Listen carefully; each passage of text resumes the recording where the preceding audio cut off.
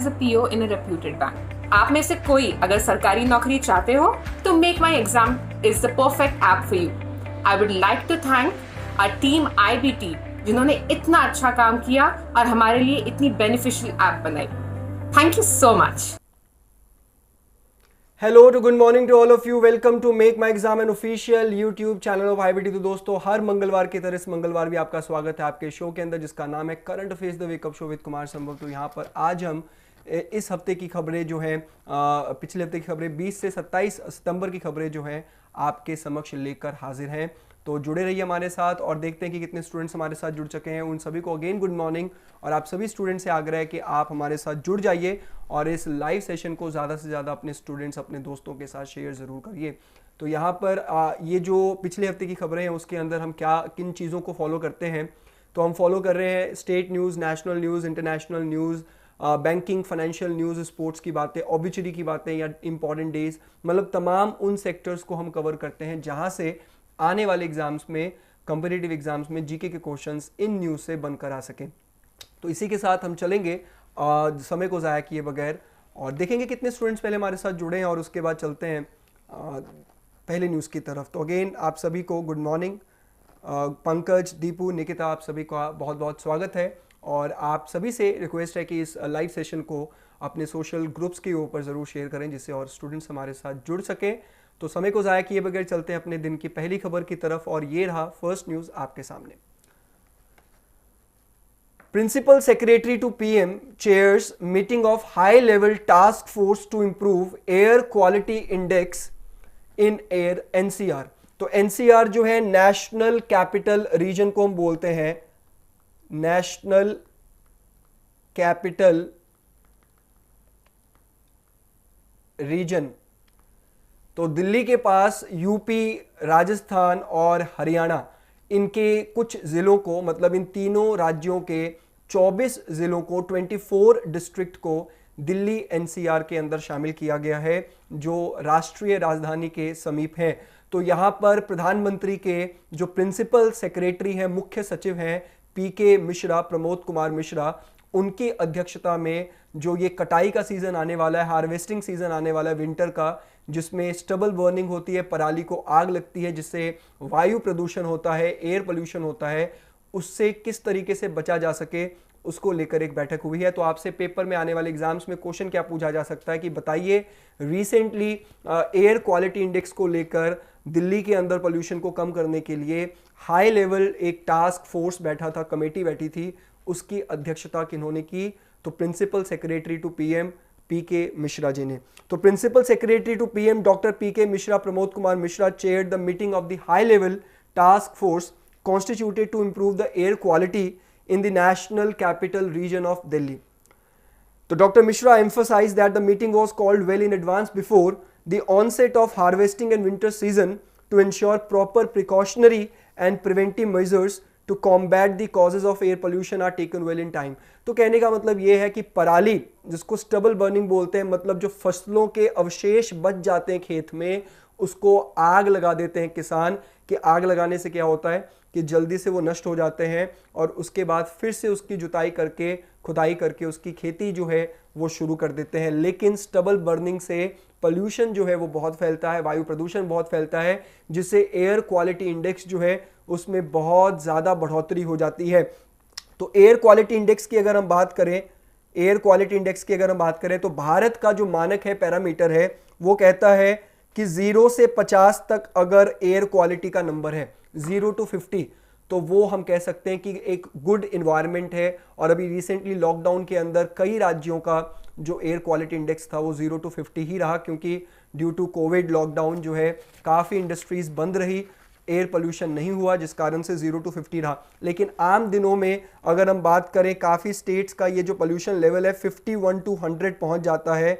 तो 51 to 100 भी हम कह सकते हैं कि मॉडरेट है, ठीक है, बियरेबल है. लेकिन अगर 100 से ऊपर ये चला जाए तो एयर की क्वालिटी जो है वो पुअर होनी शुरू हो जाती है और काफ़ी सारी बीमारियों का ये घर हो जाता है, जिस कारण से दिल्ली सरकार ने और बहुत सारे गवर्नमेंट ने ये स्टेप उठाया है कि किस तरीके से दिल्ली के अंदर और तमाम राज्यों के अंदर पोल्यूशन को रोका जाए, जिसको लेकर ये बैठक हुई. और इस बैठक के अंदर पंजाब, हरियाणा, राजस्थान, देन उसके बाद यूपी, इन सभी राज्यों से परामर्श करते हुए इनके चीफ सेक्रेटरी से कि आने वाले जो हार्वेस्टिंग सीजन है, विंटर का सीजन है, उसमें हम एडवांस में इसके ऊपर किस तरीके से मेजर्स अपना सकते हैं जिससे एयर पोल्यूशन ना हो।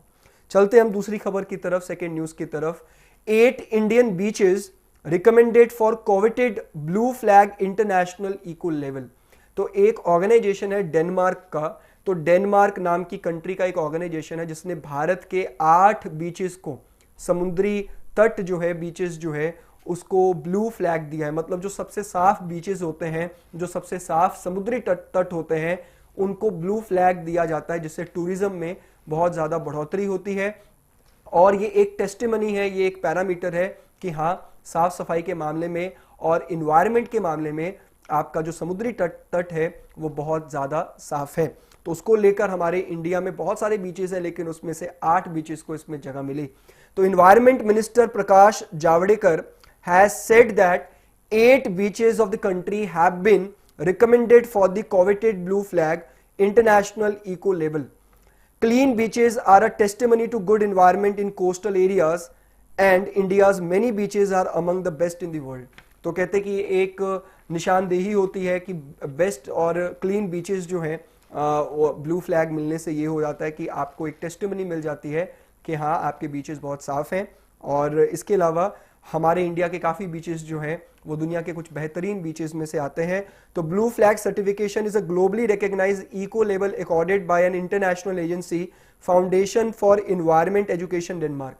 ये ब्लू फ्लैग किसके द्वारा दिया जाता है? तो डेनमार्क का एक इंटरनेशनल एजेंसी है, foundation for environment education, based on 33 stringent criteria in 4 major head. तो 4 मेजर वर्गों में 33 क्राइटेरिया को देखते हुए ब्लू फ्लैग दिया जाता है, जिसमें से 4 मेजर हेड क्या है? एनवायरमेंटल एजुकेशन एंड इंफॉर्मेशन, मतलब बीचेस के ऊपर लोगों को पर्यावरण की कितनी ज्यादा एजुकेशन है और इंफॉर्मेशन है कि वो गंदगी कम से कम फैलाएं। बाथिंग वाटर क्वालिटी, बात करने के लिए, नहाने के लिए जो वाटर क्वालिटी है समुद्र का, वो कितना साफ है। देन एनवायरमेंट मैनेजमेंट, मतलब पर्यावरण को लेकर प्रबंधन कैसा है, मैनेजमेंट कैसा है, किस तरीके से प्लानिंग चलती है वहां पे। And conservation and safety and services in the beaches, मतलब उस एरिया के अंदर कंजर्वेशन, सुरक्षा का क्या माहौल है, सेफ्टी का क्या माहौल है, और बीचेस के ऊपर सेवाएं कैसी हैं, सर्विसेज कैसी हैं। इन 4 मेजर कैटेगरीज में 33 क्राइटेरिया को देखते हुए ब्लू फ्लैग दिया जाता है। और वो 8 बीचेस कौन से इंडिया के, उसकी तरफ हम थोड़ा सा ध्यान दे दें तो the 8 beaches recommended under the beams are Shivrajpur in गुजरातपुर, फर्स्ट है Shivrajpur in Gujarat, then Ghoghla in Daman and Diu, Kasaragod and Padubidri in Karnataka, Kappad in Kerala, Rushikonda in Andhra Pradesh, golden in Odisha and Radhanagar in Andaman and Nicobar island. तो आपने गौर किया होगा कि ये जो ज्यादा बीचेस हैं ये इतने ज्यादा फेमस नहीं है, मतलब इतने ज्यादा टूरिस्ट नहीं आते हैं इसके ऊपर, इस वजह से कहीं हम कह सकते हैं कि काफी साफ है। नहीं तो गोवा और मुंबई और तमाम ऐसे टूरिस्ट स्पॉट्स की जो फेमस बीचेस हैं उनका नाम तो कहीं है ही नहीं। क्यों? क्योंकि यहाँ पे गलती देखिए किसकी है, गलती नागरिकों की भी है। जहां पर वो घूमने जाते हैं वहां पर गंदगी ना फैलाएं और इन मानकों के ऊपर ख्याल रखें कि किस तरीके से हम अपने आसपास को स्वच्छ रख सकें, क्लीन रख सकें, जिससे वर्ल्ड लेवल के ऊपर हमारी पहचान जो है एक स्वच्छ नागरिक के तौर पर, और एक जिसको हम बोल सकते हैं कैपेबल, और जिसको हम बोल सकते हैं कि आप बहुत ज्यादा डिसिप्लिन है, अनुशासन के अंदर रहने वाले नागरिक हैं, उसके तौर पर हो सके। तो इसके साथ आपने क्या याद रखना है कि इंडिया के कितने बीचेस को ब्लू फ्लैग मिला है डेनमार्क के इस इंटरनेशनल एजेंसी के द्वारा, 8 बीचेस को, और उन 8 बीचेस के नाम जो है हमने यहाँ पर बता दिया। और एनवायरमेंट मिनिस्टर कौन है हमारे कंट्री के? प्रकाश जावड़ेकर। देन चलते हैं थर्ड न्यूज की तरफ, तीसरी खबर, cricketer Suresh Raina to set up cricket schools in J&K।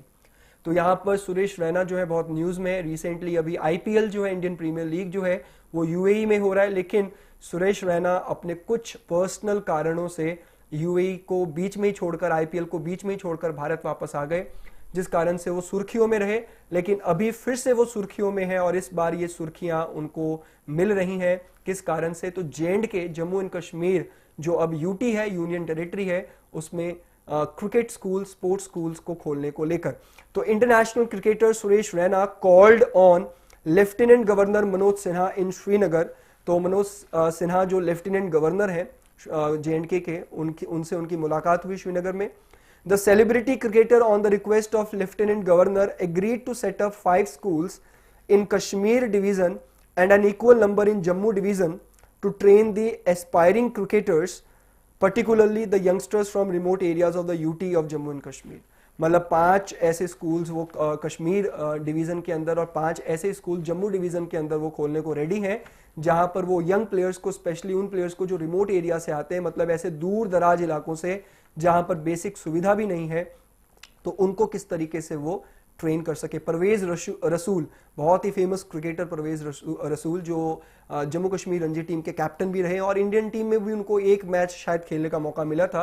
बड़े टैलेंटेड क्रिकेटर। तो जम्मू कश्मीर में भी क्रिकेट जो है काफ़ी लोकप्रिय है, लेकिन कुछ खराब हालातों के कारण जो है वहाँ से प्लेयर्स को एक्सपोजर नहीं मिल पाता है, जिस कारण से सुरेश रैना का ये स्टेप जो है जम्मू कश्मीर को भारत के साथ जोड़ने में बहुत मदद करेगा। तो lieutenant governor appreciated the gesture of the cricketer and also informed him of the government's resolve of developing sports culture in the UT and said with sports and education we shall give a new direction to the talented youth of J&K। तो यहाँ पर lieutenant governor Manoj Sinha ने सुरेश रैना की तारीफ करी है कि खिलाड़ी ने J&K में निवेश करने के लिए सोचा और उसके लिए बहुत बहुत धन्यवाद। और मनोज सिन्हा जी का कहना है कि हमारा भी मानना है कि एजुकेशन और स्पोर्ट्स जो है, खेल और शिक्षा जो है, वो J&K के टैलेंटेड यूथ को एक नई डायरेक्शन देगा। तो यहाँ पर सिंपल क्वेश्चन आपसे पूछा जा सकता है कंपटीटिव एग्जाम में कि बताइए किस इंटरनेशनल क्रिकेटर ने जम्मू एंड कश्मीर में स्पोर्ट्स स्कूल्स खोलने की बात की है। Your answer would be Suresh Raina. तो आपके क्वेश्चंस, आपकी क्वायरीज और आपके सजेशंस लेते हैं चैट में और उसके बाद चलेंगे नेक्स्ट न्यूज़ की तरफ। बहुत खूब, आप सभी का बहुत बहुत स्वागत है। हमारे साथ कुछ और बच्चे भी जुड़े हैं, तो आप सभी का बहुत बहुत स्वागत है। लेकिन अगर आपको आज का लाइव लेक्चर अच्छा लग रहा है तो आप इस लाइव सेशन को ज़्यादा से ज़्यादा शेयर ज़रूर करिए अपने फेलो स्टूडेंट्स के साथ। तो चलते हैं नेक्स्ट न्यूज़ की तरफ, फोर्थ न्यूज़ की तरफ। गवर्नमेंट लॉन्चेस नशा Mukt Bharat Abhiyan in 272 most affected districts.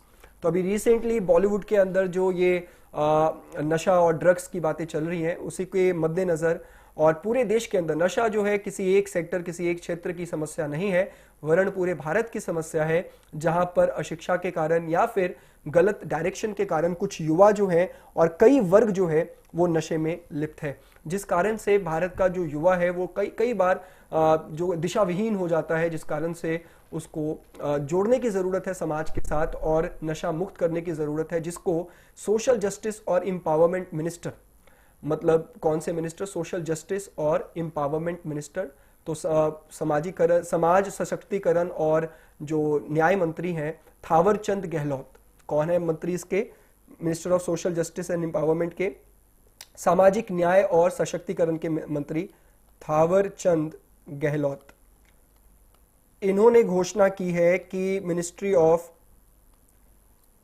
Of social justice और एम्पावरमेंट 272 डिस्ट्रिक्ट्स के अंदर एक प्रोग्राम चलाएगा जिसमें नशा मुक्त भारत अभियान उसका नाम दिया गया है, और कुछ एजुकेशन देकर, इंस्टीट्यूशनल सपोर्ट के थ्रू, नशा मुक्ति केंद्र के थ्रू इस तरीके से वो नशा मुक्त करेगा भारत को। तो ministry of social justice and empowerment has formulated and is implementing a national action plan for drug demand reduction for 2018 to 2025। तो यहाँ पर उन्होंने एक प्रोग्राम लॉन्च किया है और उस प्रोग्राम का नाम है national action plan for drug demand reduction, और ये किस ईयर्स के लिए उन्होंने चलाया, 2018 to 2025 तक के लिए चलाया है। The plan aims at reduction of adverse consequences of drug abuse through a multi pronged strategy. तो बहुआयामी रणनीति के कारण, मतलब बहुत सारे टेक्निक्स हैं, बहुत सारे एलिमेंट्स हैं और बहुत सारी स्ट्रेटेजी को अपनाते हुए इस मंत्रालय ने ये कोशिश करनी है कि किस तरीके से ड्रग और ड्रग को लेने के बाद जो कॉन्सिक्वेंसेज है, ड्रग अब्यूज है, उसको किस तरीके से रिड्यूस किया जा सके। The activities under the NAPDR includes awareness generation programmes in schools. कहाँ पे अवेयरनेस प्रोग्राम चलाया जाएगा, स्कूल्स में, कॉलेजेस में, यूनिवर्सिटीज में, workshop and provisioning of treatment facilities and capacity building of service providers, मतलब तमाम उन जगहों पर ये अवेयरनेस कैंपेन चलाया जा सकेगा जहां से नशा मुक्त भारत अभियान को सफलता मिल सके। The ministry has also launched Nasha Mukt Bharat Abhiyan in 272 most affected districts with focus on institutional support, community outreach and awareness generation. मतलब संस्थान ऐसे डेवलप किए जाएंगे, समुदायों के बीच में पहुंचा जाएगा और अवेयरनेस प्रोग्राम्स चलाए जाएंगे। ज़्यादातर जो है नॉर्थ ईस्ट के एरियाज़ में और बॉर्डरिंग स्टेट्स के अंदर जो है ज़्यादातर कह सकते हैं कि नशा जो है वो अपने चरम पर है, जिसको रोकने के लिए ministry of social justice and empowerment ने 272 डिस्ट्रिक्ट्स के अंदर ये अभियान चलाया फिलहाल। और ये कब तक चलेगा ये प्रोग्राम? NAPDDR 2018 to 2025। तो नेक्स्ट खबर की तरफ चलते हैं, नेक्स्ट न्यूज की तरफ चलते हैं। स्वच्छता पखवाड़ा is being observed all over Indian railways. तो इंडियन रेलवेज इज ऑब्जर्विंग स्वच्छता पखवाड़ा, 15 दिनों को पखवाड़ा बोलते हैं, फ्रॉम 16 to 30 सितंबर 2020। तो इंडियन रेलवेज जो है with the help of United Nation environment programme, एक इंटरनेशनल ऑर्गेनाइजेशन है यूनाइटेड नेशन एनवायरनमेंट प्रोग्राम, उसकी मदद से इंडियन रेलवे जो है वो स्वच्छता पखवाड़ा चला रहा है 16 से 30 सितंबर तक, जहां पर इंडियन रेलवे का लक्ष्य है कि Indian railway stations, colonies, yard, मतलब इंडियन रेलवे से रिलेटेड जितने भी संस्थान हैं, जितने भी जुड़े हुए इंस्टीट्यूट्स हैं, वहां पर हम स्वच्छता को हासिल कर सकें और एक स्वच्छ कैंपेन चला सके 15 दिनों के लिए, जिसका उन्होंने नाम क्या दिया है? स्वच्छता पखवाड़ा। तो 16 to 30 सितंबर ये डेट जरूर याद रख लीजिएगा। तो during the inaugural day of Pakhwada the Swachhta pledge was administered to railway employees at all zonal railway headquarters, divisional offices and other establishment. तो यहाँ पे सभी रेलवे एम्प्लॉयज को सूचित किया गया, सभी जोनल रेलवे हेडक्वार्टर्स को सूचित किया गया, डिविजनल ऑफिसेज और जितने भी अदर एस्टैब्लिशमेंट है उनको सूचित किया गया कि ये स्वच्छता पखवाड़ा 16 से 30 सितंबर तक मनाया जाएगा और आप इन सभी में शामिल होंगे और इसको लेकर आप इसे सफल बनाएंगे। तो during the Pakhwada intensive cleaning and sanitisation of stations, और इसके अंदर क्या किया जाएगा? गहन सफाई की जाएगी, सैनिटाइजेशन किया जाएगा स्टेशंस का, ट्रेन का, ट्रैक का, colonies and other railway establishment, मतलब रेलवे से जुड़े हुए तमाम एस्टैब्लिशमेंट, इन सभी जोन के अंदर, सभी डिविजन्स के अंदर ऐसा किया जाएगा। Is being carried out with special focus on plastic waste management, जहां पर ज्यादा फोकस किसके ऊपर किया जाएगा? प्लास्टिक वेस्ट मैनेजमेंट की तरफ, क्योंकि प्लास्टिक एनवायरनमेंट के लिए बहुत ही खतरनाक है और ज़्यादातर रेलवे यात्री जो है प्लास्टिक का इस्तेमाल करके ट्रेन ट्रैक्स पर फेंक देते हैं, जिस वजह से प्लास्टिक वेस्ट मैनेजमेंट को इस स्वच्छता पखवाड़ा के अंदर इस पे ज़्यादातर केंद्रित ध्यान किया गया है। तो railway board through northern railway in partnership with United Nation environment programme, तो इंडियन रेलवे ने नॉर्दर्न रेलवे के साथ मिलकर यूनाइटेड नेशन एनवायरनमेंट प्रोग्राम जो है UNEP, एक इंटरनेशनल ऑर्गेनाइजेशन, उसके साथ मिलकर ये प्रोग्राम जो है उसको कंडक्ट करेगी, पार्टनरशिप किया उसके साथ UNEP। तो UNEP जो है ये बहुत ज्यादा न्यूज में है। तो वर्ल्ड इन्वायरमेंट डे जो है ये भी कौन सेलिब्रेट करता है? UNEP।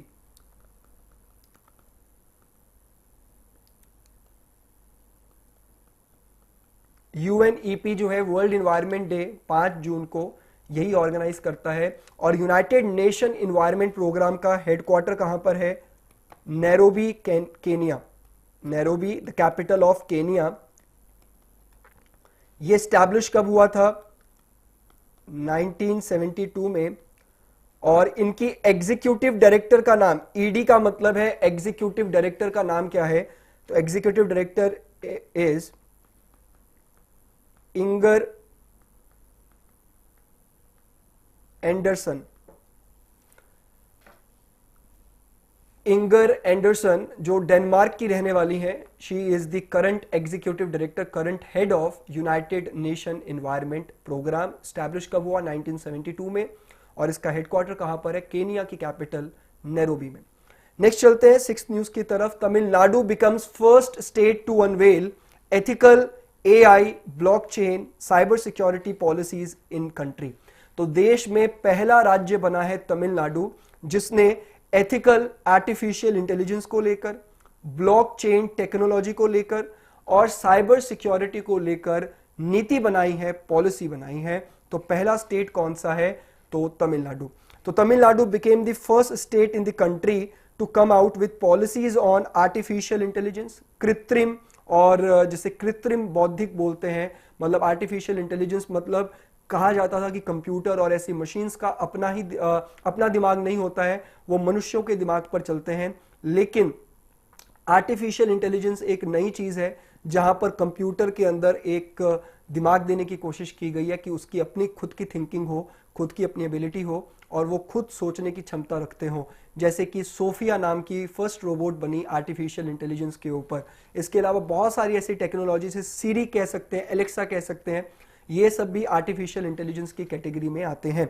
देन ब्लॉकचेन टेक्नोलॉजी जो है ये एक डिजिटल लेजर होता है। अगर आप अकाउंटेंसी के स्टूडेंट हैं तो आप लेजर बही खाते से अच्छी तरीके से वाकिफ होंगे। तो डिजिटल लेजर को मेंटेन करने के लिए ब्लॉकचेन टेक्नोलॉजी का इस्तेमाल किया जाता है और साइबर सिक्योरिटी से तो हम सभी वाकिफ हैं। तो इन सभी की पॉलिसीज बनाने वाला भारत का पहला राज्य बना है तमिलनाडु।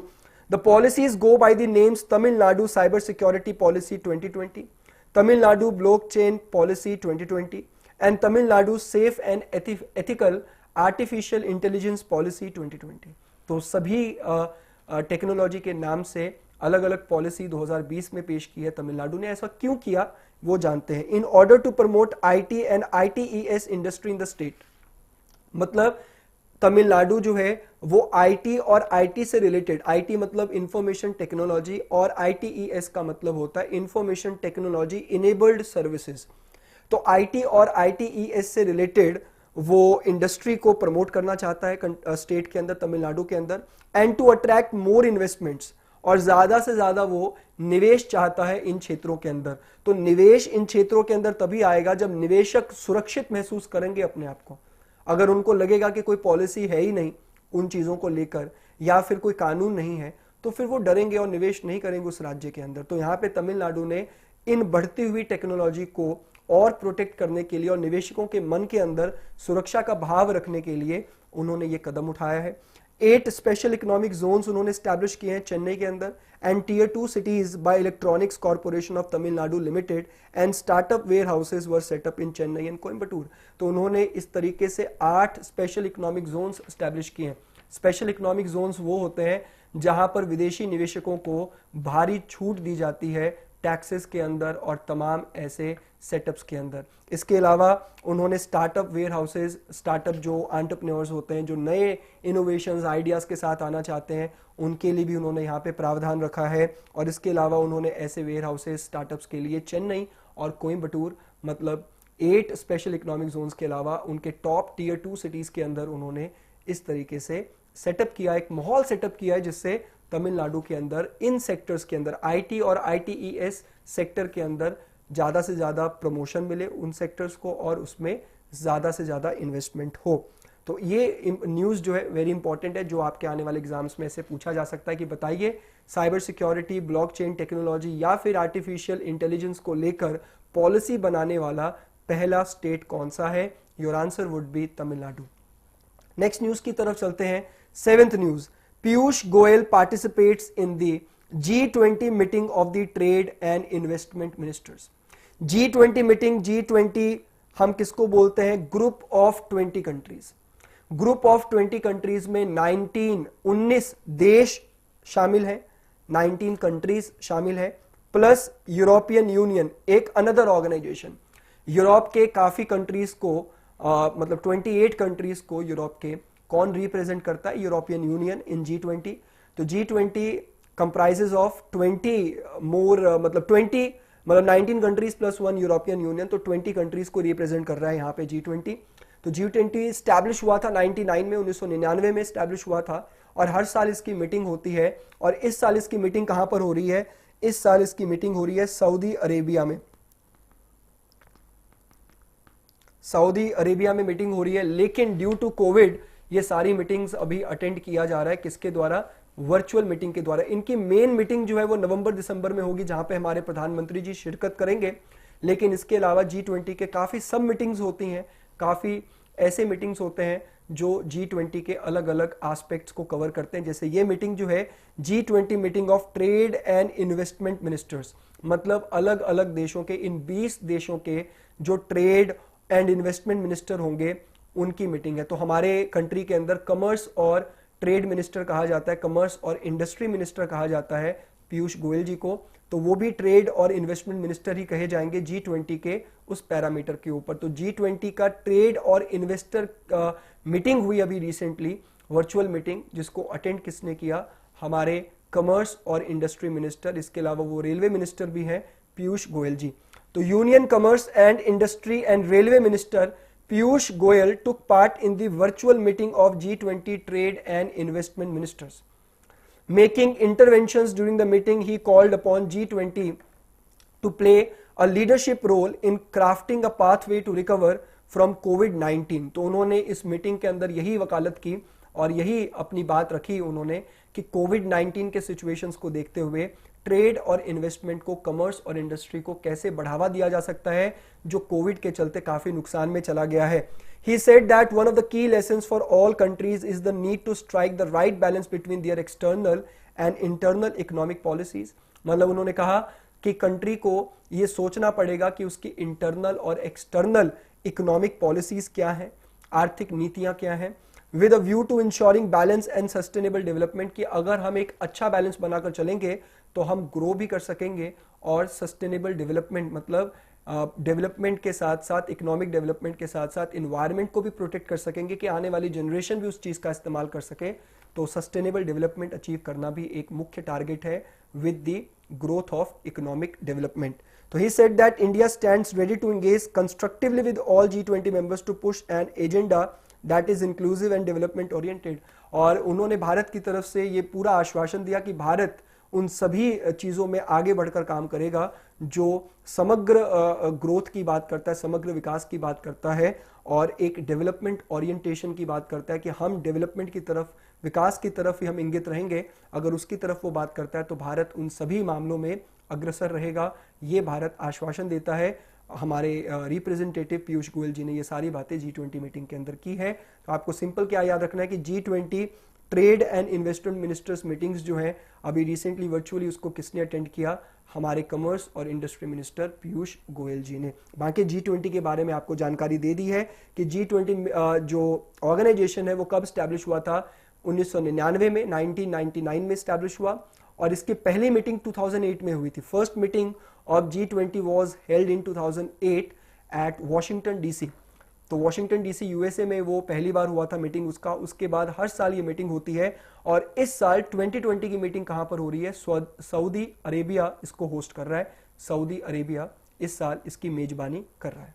नेक्स्ट न्यूज की तरफ चलते हैं, 8th न्यूज की तरफ। India UK to hold water partnership forum on 22 September. तो 22 सितंबर को इंडिया और UK ने, भारत और ब्रिटेन ने जो है वो किसकी तरफ उन्होंने एक पार्टनरशिप किया है? जल समझौता मंच जो है, वाटर फोरम जो है, पार्टनरशिप फोरम जो है, उसको उन्होंने गठित किया है। कि बात यह है कि UK जो है वो भारत के अंदर एक वाटर इंफ्रास्ट्रक्चर देना चाहता है, बेहतरीन वाटर इंफ्रास्ट्रक्चर, और इसके अलावा गंगा नदी की सफाई के लिए भी UK जो है हाथ आगे बढ़ा रहा है।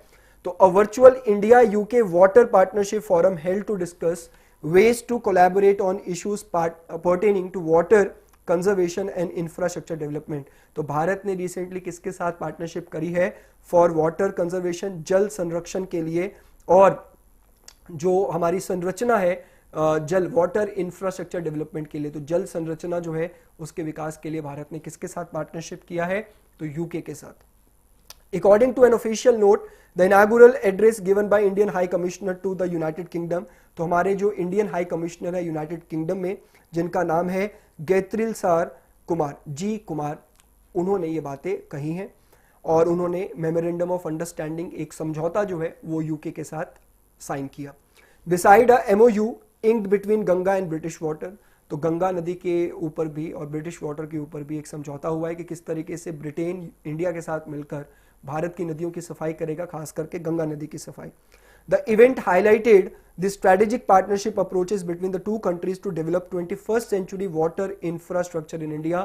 तो दोनों देशों ने मिलकर 21वीं सदी में वाटर इंफ्रास्ट्रक्चर जो है भारत में किस तरीके से होना चाहिए, क्योंकि कई ऐसे राज्य हैं, कई ऐसे रिमोट एरियाज हैं जहां पर आज भी पीने के पानी की सुविधा जो है वो पहुंच नहीं पा रही है। नल नहीं लगे हैं, वाटर का टैंक नहीं है, वाटर की टंकी नहीं है, ठीक है। बहुत सारे ऐसे सिस्टम्स हैं जहां पर सीवरेज का सिस्टम नहीं है, कई ऐसी चीज़ें हैं जो अभी भी इंडिया के कई इलाकों में नहीं पहुंच पाई है, जो बिल्कुल बेसिक नीड्स है हमारी, जल, पानी, वाटर, उसको लेकर भी भारत में कई जगह पर आज भी किल्लत है। जैसे राजस्थान का एरिया उसमें सबसे ऊपर आता है, जहां पर आज भी महिलाएं जो हैं बहुत किलोमीटर्स चलती हैं पीने के पानी के लिए और साफ पानी के लिए। तो उसको लेकर भी ये एक समझौता है कि 21st सेंचुरी में बेहतरीन वाटर इंफ्रास्ट्रक्चर जो है हम किस तरीके से प्रदान कर सकते हैं।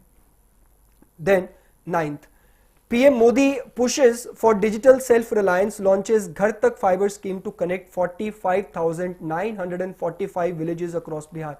तो बिहार विधानसभा चुनाव का घोषणा हो चुकी है और बिहार विधानसभा चुनाव जो है अक्टूबर से शुरू होकर नवंबर तक चलेंगे और 10 नवंबर को आई थिंक इसका रिजल्ट है, जिसकी घोषणा भी recently election commission of India ने किया।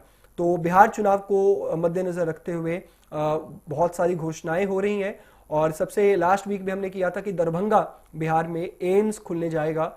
और इसके अलावा अभी प्राइम मिनिस्टर नरेंद्र मोदी ने घोषणा की है कि prime minister Modi launched 9 highway projects and optical fibre internet services in Bihar. तो सबसे पहले उन्होंने 9 हाईवेज जो है उसकी घोषणा की है और ऑप्टिकल फाइबर नेटवर्क की इंटरनेट जो है वो दूर दराज के गांव में, रिमोट एरियाज तक पहुंच जाए, घर घर तक पहुंच जाए इंटरनेट बिहार के अंदर, इसको लेकर घोषणा करी है। और उन्होंने ऑप्टिकल फाइबर नेटवर्क का नाम क्या रखा है, घर तक fibre network.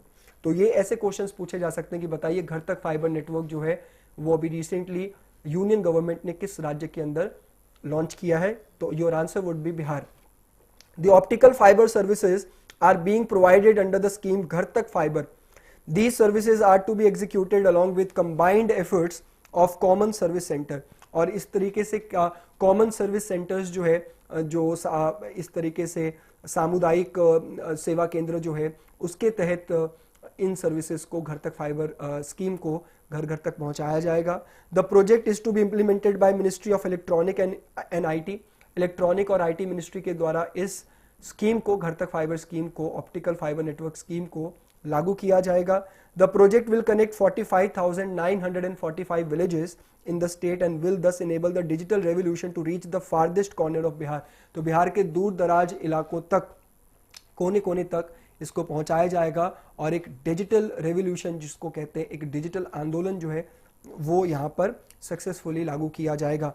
The scheme aims to provide optical fiber enabled internet connections to every home in the country, concentrating on the villages and rural areas. तो ज़्यादातर इसमें गांव और जो रूरल ग्रामीण इलाके हैं उसको ही फोकस किया गया है घर तक फाइबर स्कीम के तहत।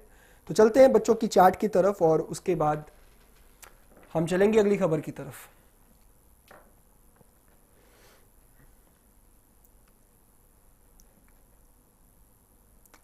अभी तक पंजाब पीसीएस एग्जाम्स को लेकर कोई अपडेशन नहीं है कि कब ये एग्जाम जो है अभी कंडक्ट होगा। बिल्कुल, इलेक्शन कमिश्नर जो है, चीफ इलेक्शन कमिश्नर जो है वो सुनील अरोड़ा हैं। बिल्कुल मनन जी, आप बिल्कुल सही हैं। और आप सभी स्टूडेंट्स को अगेन गुड मॉर्निंग। और आज के सेशन को जल्द से जल्द जो है आप शेयर करिए और भी स्टूडेंट्स के साथ। कुछ और क्वेश्चंस रह गए हैं और आज ही के सेशन को रिवाइज करने के लिए हम क्विज की तरफ भी चलेंगे, जिससे आज का सेशन जो है और कुछ और क्वेश्चंस जो आज के सेशन में रिवाइज नहीं हो पाए हम क्विज के माध्यम से भी करेंगे। देन 10th न्यूज जो है वो आपके समक्ष है। Nepal plans to resume passenger railway services after 7 year suspension.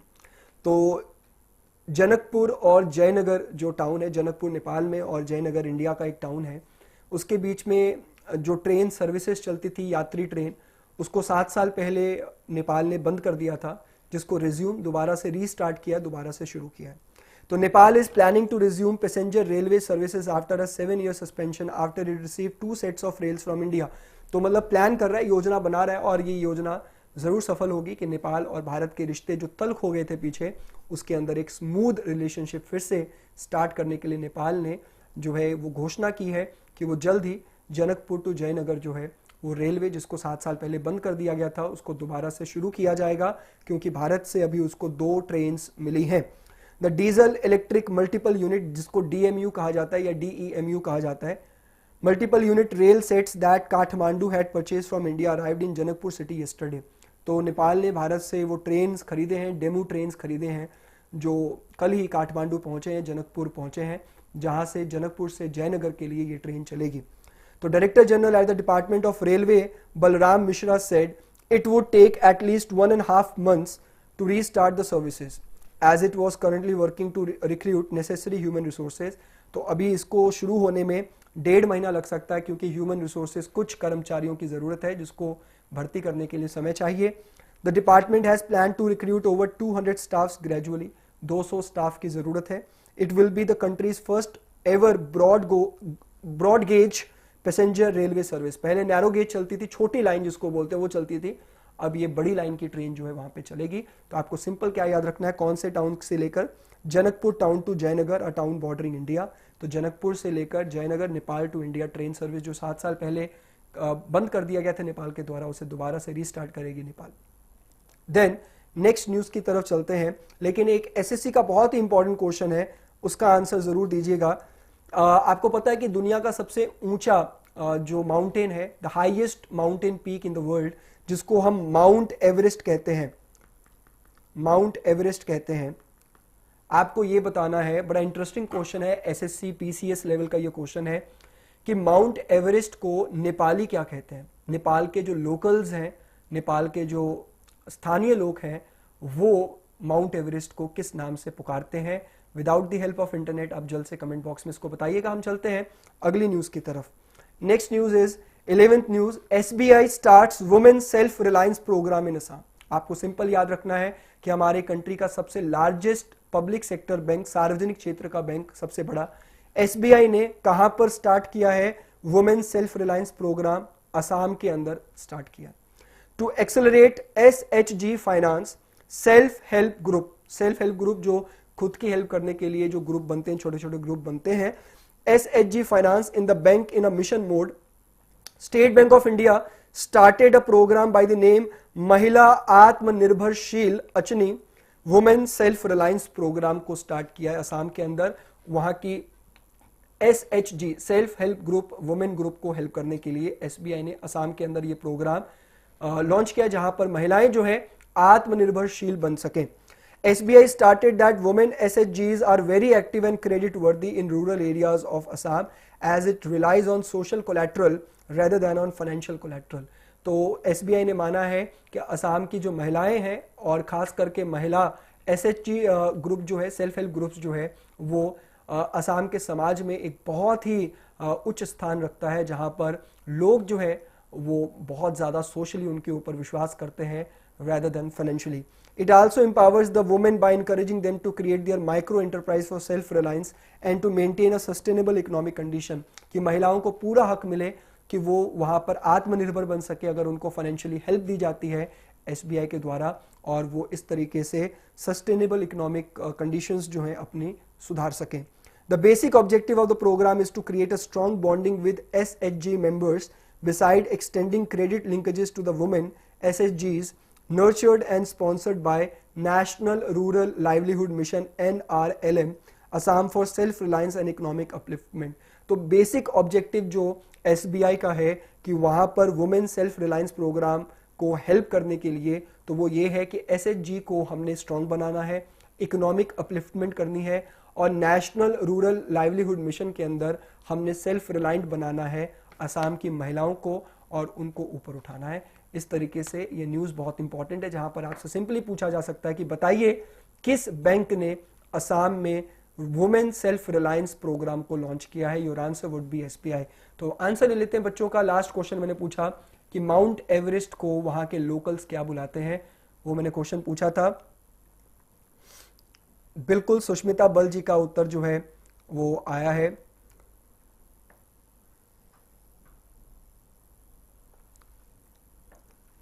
Nikita Jain ji, अभी बिहार में इलेक्शंस हैं, तो जो भी पार्टीज होती हैं इलेक्शंस के मद्देनजर बहुत ज़्यादा चुनावी घोषणाएं करती हैं, तो उसी घोषणा का एक पार्ट है। और ऐसा है कि जहां पर अब अगला जो स्टेट होगा वो बंगाल हो सकता है, जहां पर इस तरह की घोषणाएं हो सकती हैं। तो इसी के साथ जो क्वेश्चन मैंने पूछा था कि माउंट एवरेस्ट को वहां के लोकल्स क्या बुलाते हैं, तो माउंट एवरेस्ट को वहां के लोकल्स बुलाते हैं सागर माथा। सागर माथा सर जॉर्ज एवरेस्ट के नाम पर, सर जॉर्ज एवरेस्ट के नाम पर माउंट एवरेस्ट का नाम पड़ा। और इसको माउंट और पीक 15 भी कहा जाता था, इसको पीक 15 भी कहा जाता था, और वहाँ के लोकल्स इसको सागर माथा भी कहते हैं। वेरी इंपॉर्टेंट एसएससी पीसीएस और तमाम ऐसे एग्जाम्स के मद्देनजर। Next news is 12th news, RBI appoints AK Das as the new administrator of PMC bank, Punjab and Maharashtra cooperative bank. आपको याद होगा last year Punjab and Maharashtra cooperative bank मतलब महाराष्ट्र का एक सहकारी बैंक था, कोऑपरेटिव बैंक था, जो घोटाले में आया, जिसकी न्यूज जो है स्कैम्स हुए वहां पर, और वो बैंक डूबने के कगार पे आ गया, जिसके कारण Punjab and Maharashtra cooperative bank को सीज कर दिया गया कि उसके जो खाता धारक हैं, उसके जो अकाउंट होल्डर्स हैं, वो इतने महीने तक उस अकाउंट से मतलब अपने ही अकाउंट से पैसा नहीं निकाल सकते हैं, जिस कारण से कई ऐसे खाता धारकों ने पैसा डूबने की स्थिति में सुसाइड तक कर लिया। और ये बहुत बड़ा एक न्यूज बन गया, जिसको लेकर आरबीआई ने एक हरकत दिखाई और आरबीआई ने एक कंट्रोल में ले लिया पीएमसी बैंक को, Punjab and Maharashtra cooperative bank को। और अभी आरबीआई जो है फेज दर फेज उस बैंक के ऊपर से रिस्ट्रिक्शंस हटा रहा है और उसको लाइन पे लाने की कोशिश कर रहा है। तो आरबीआई ने रिसेंटली एक नया एडमिनिस्ट्रेटर अपॉइंट किया है कि जो पीएमसी बैंक को सही स्थिति में लेकर आए। तो reserve bank of India has appointed AK Das, x general manager eight union bank of India, as the new administrator of Punjab and Maharashtra Cooperative Bank.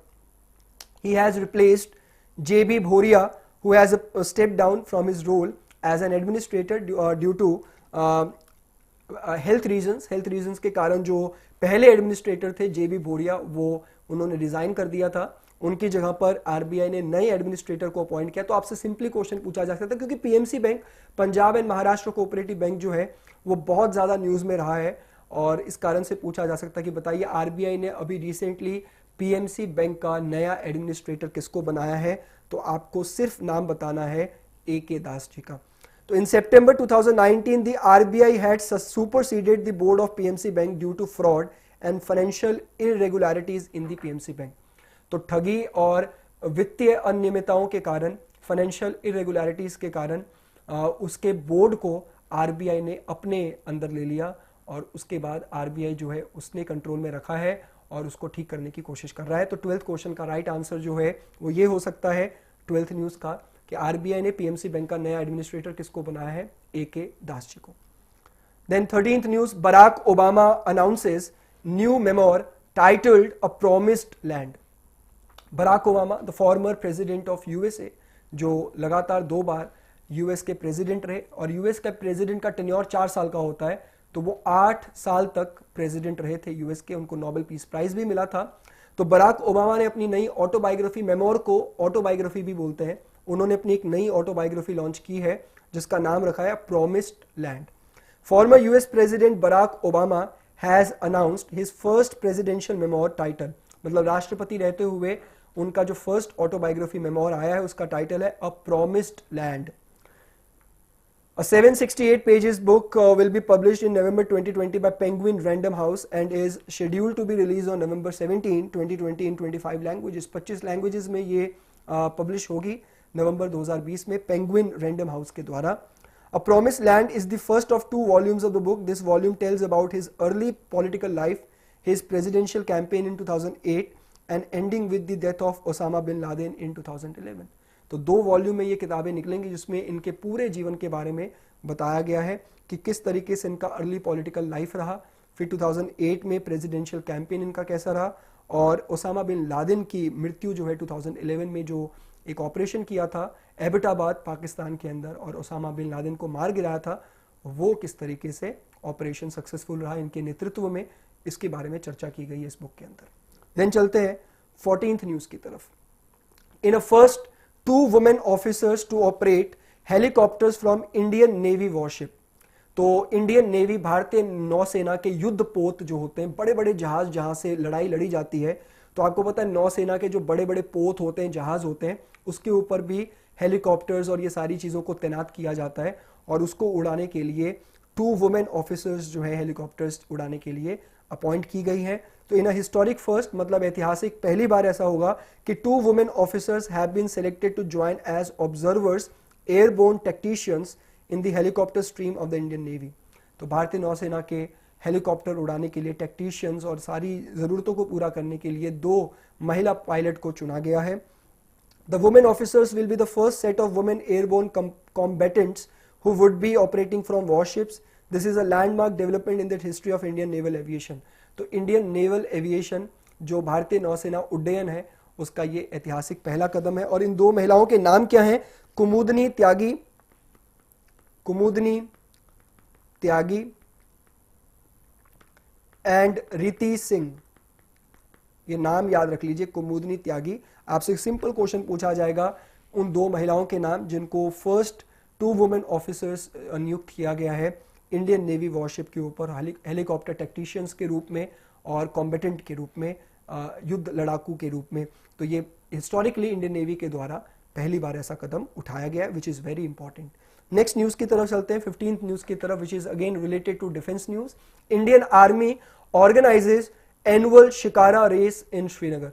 Shikara एक किश्ती को कहते हैं जो बहुत ही साज सजावट के साथ जो है बनाया जाता है। एक बहुत ही फेमस मूवी थी शशि कपूर जी की, परदेसियों से ना अखियां मिलाना, इस तरह से एक गाना भी बड़ा फेमस था जिसमें आप लोगों ने देखा होगा। पुरानी मूवी में शशि कपूर जी थे और हीरोइन का नाम शायद मुझे याद नहीं, अगर आपको याद आए तो आप कमेंट बॉक्स में ज़रूर बता दीजिएगा। तो वो जो है उस मूवी के अंदर आपने देखा होगा एक बहुत ही खूबसूरत किश्ती होती जो बहुत ही खूबसूरती से सजाया गया होता है, उसे शिकारा कहते हैं श्रीनगर के अंदर। तो 15 shikaras participated in the annual shikara race.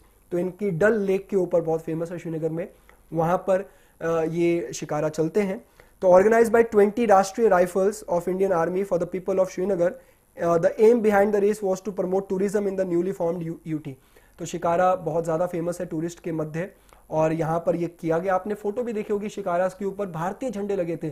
पहली बार ऐसा देखा गया है कि भारतीय झंडे जो हैं इस स्तर पे लगे हों जे.एंड.के के अंदर। तो जे.एंड.के के अंदर भारतीय झंडों के साथ जो शिकारा रेस हुआ तो वो टूरिस्ट को अट्रैक्ट करने के लिए हुआ। This event is organised by Indian army every year along with boat race and other races for children but could not do the same this year due to कोविड-19 outbreak. हर साल ये race होता है लेकिन इस साल कोविड-19 आउटब्रेक के कारण ये रेस जो है सिर्फ सीमित कर दिया गया 15 बोट्स तक। The tourists who came to Srinagar to enjoy the race said that events like this should be organized more often as they help in developing good bonds with the locals. तो tourist का भी मानना है कि ऐसे events ज़रूर होने चाहिए क्योंकि लोकल्स के साथ उनकी बॉन्डिंग बहुत होती है। नहीं तो गैप बहुत है, कम्युनिकेशन गैप लोकल्स और रेस्ट ऑफ द इंडियंस के बीच में बहुत है, जिस कारण से कई बार कन्फ्लिक्ट क्रिएट हो जाता है। जब आप जे.एंड.के घूमने जाते हैं तो कई बार आप आश्चर्यचकित हो जाते हैं वहाँ के लोकल्स के बिहेवियर को देखते हुए, लेकिन इस तरह के कदम जो हैं वो बहुत नज़दीक लेकर आएंगे वहाँ के नागरिकों को और भारत के नागरिकों को। तो देखते हैं बच्चों के रिस्पॉन्स क्या है और क्वायरीज क्या है और उसके बाद चलेंगे नेक्स्ट न्यूज़ की तरफ। कुछ न्यूज़ ही रह गए, उसके बाद आज के क्विज सेशन की तरफ चलेंगे। बिल्कुल पंकज जी, सुष्मिता जी, आपका उत्तर बिल्कुल सही था। सागर माथा वो जो नेम है जो वहाँ के लोकल्स बुलाते हैं, माउंट एवरेस्ट का लोकल नेम जो है वो सागर माथा है। देन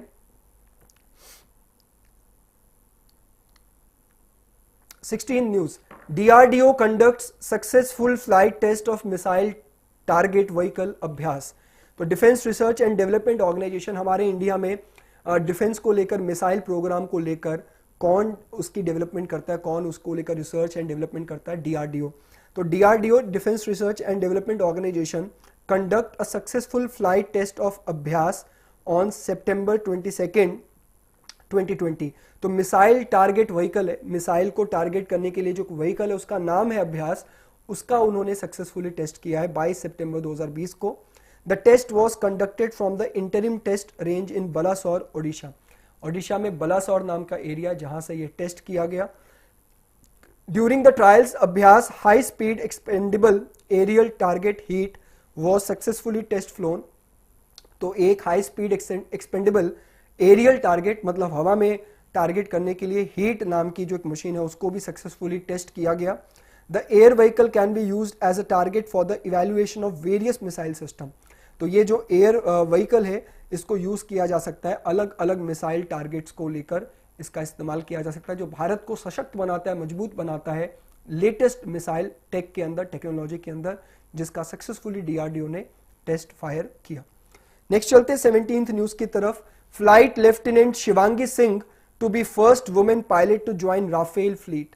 राफेल का बेड़ा जो है अंबाला पहुंच चुका है और राफेल को उड़ाने के लिए जो पायलट ट्रेन होकर आए हैं उसमें से एक महिला पायलट भी है जिनका नाम है शिवांगी सिंह, फ्लाइट लेफ्टिनेंट शिवांगी सिंह, जो फर्स्ट वुमेन पायलट बनेंगी राफेल फ्लीट की।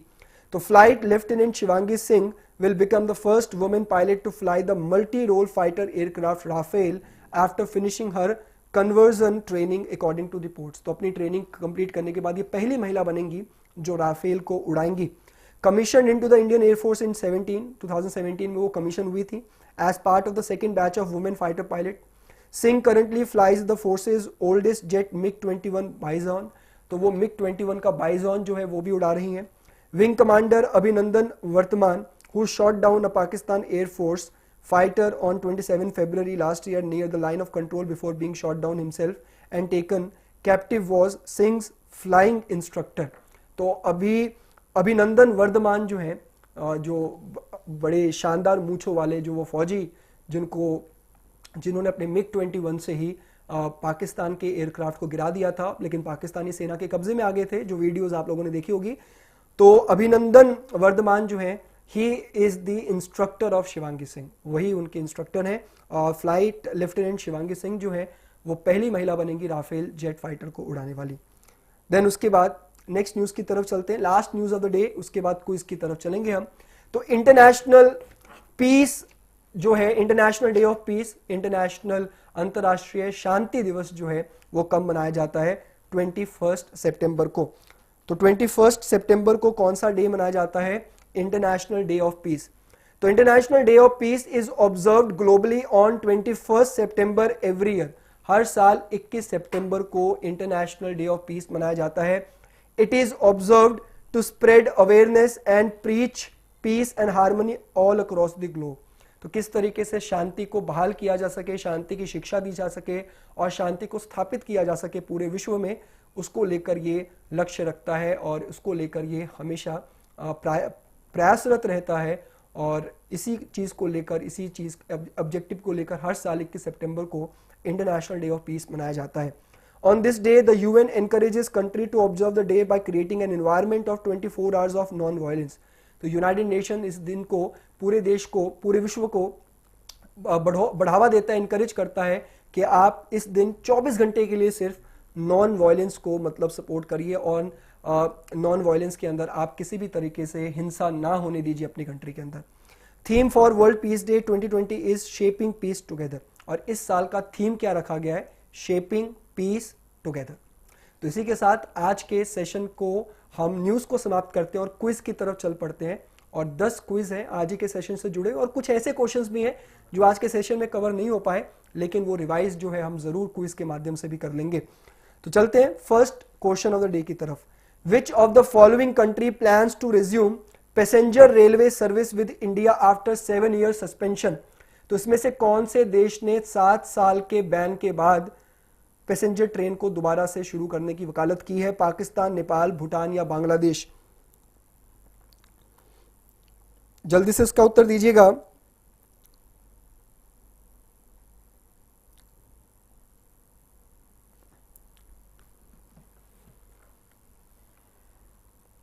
फर्स्ट क्वेश्चन का आंसर जो है स्टूडेंट्स के द्वारा आना शुरू हो चुका है। रेलवे का एग्जाम जो है आई थिंक नवंबर दिसंबर में अनाउंस हो चुका है, तो उसके अकॉर्डिंग आप तैयारी रखिएगा। पंकज बत्रा जी का उत्तर पहला आया है, लेकिन the answer is Shiva Saxena, उनका भी रिस्पॉन्स आया। The answer is B, that is Nepal. First question का right answer is Nepal. Shiva Saxena, आपका उत्तर बिल्कुल सही है। फर्स्ट क्वेश्चन का right answer is Nepal, that is B option. Second question की तरफ चलेंगे। The G4 nations comprising Brazil, Germany, India and which country? तो जैसे G20 नेशन है वैसे G4 नेशन है, ग्रुप ऑफ 4 कंट्रीज। ये कब स्टैब्लिश हुआ था? 2005 में। तो 2005 में ये स्टैब्लिश हुआ था। और G4 देशों में कौन कौन से देश शामिल हैं? ब्राजील, जर्मनी, इंडिया और चौथा देश कौन सा है ये आपको बताना है। निकिता जैन, आपका भी उत्तर सही है। विशाल दीप, आपका भी उत्तर सही है। लेकिन अब हम आ चुके हैं सेकंड क्वेश्चन की तरफ, और सेकंड क्वेश्चन जो है वो आपने उसका उत्तर देना है।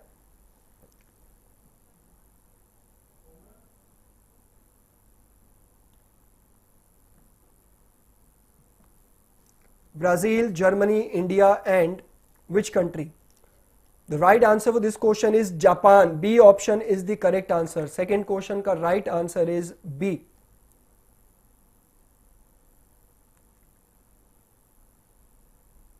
G4 nations comprising Brazil, Germany, India and Japan. Then third question की तरफ हम चल पड़ेंगे. Who among the following will be the first woman pilot to join Rafale fleet? तो राफेल फ्लीट को उड़ाने वाली पहली महिला पायलट का नाम बताइएगा आप.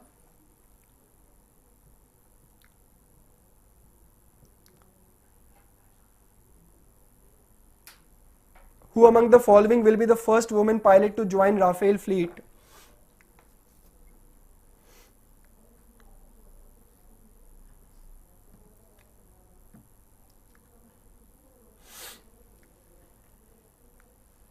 बिल्कुल सही. थर्ड क्वेश्चन का right answer is A, that is Shivangi.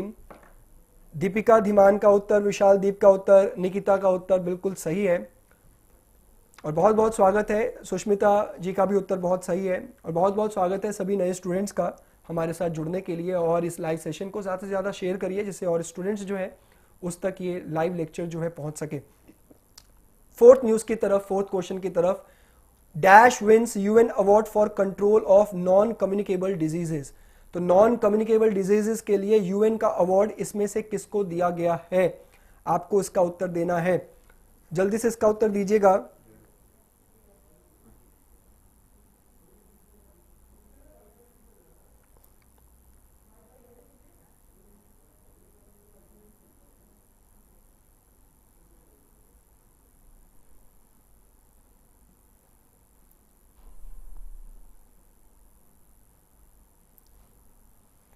Fourth question का उत्तर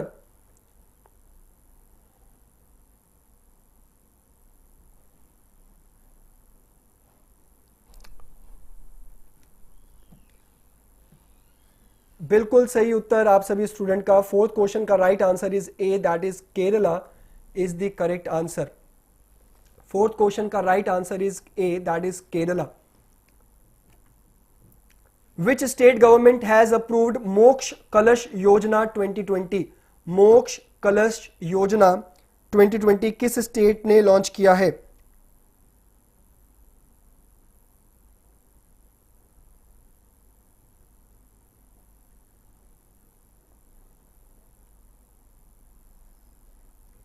मोक्ष कलश योजना 2020 किस स्टेट ने लॉन्च किया है?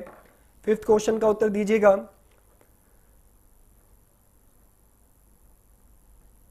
फिफ्थ क्वेश्चन का राइट आंसर इज, बिल्कुल निकिता जी का उत्तर पहला आया है, Rajasthan is the correct answer. Fifth question का right answer is B, that is Rajasthan. Then sixth question, which of the following ministry has launch Nasha Mukt Bharat Abhiyan in 272 most affected districts? Which of the following ministry has launched Nasha Mukt Bharat Abhiyan in 272 most affected districts? नशा मुक्त भारत अभियान 272 जिलों में कौन से ministry ने अभी launch किया है? Ministry of home affairs, ministry of health and family welfare, ministry of social justice and empowerment या ministry of women and child development?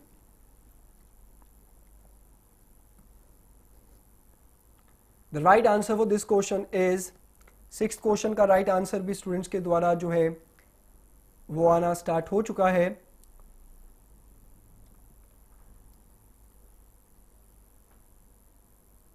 Sixth question का राइट आंसर इज, आज ही के सेशन से जुड़ा हुआ ये क्वेश्चन है, आप पढ़ लीजिएगा स्टार्टिंग में. Ministry of social justice and empowerment. Ministry of social justice और एम्पावरमेंट ने अभी रिसेंटली फॉर्मुलेट किया नशा मुक्त भारत अभियान को लेकर 272 मोस्ट अफेक्टेड डिस्ट्रिक्ट्स में. Seventh, a promise land is the memoir of whom. Promise land किसकी बुक है, किसकी किताब है जो लॉन्च होगी नवंबर में? Is it Narendra Modi, Angela Merkel, Donald Trump, Barack Obama? Seventh question का आंसर दीजिएगा. सेवेंथ क्वेश्चन का राइट आंसर,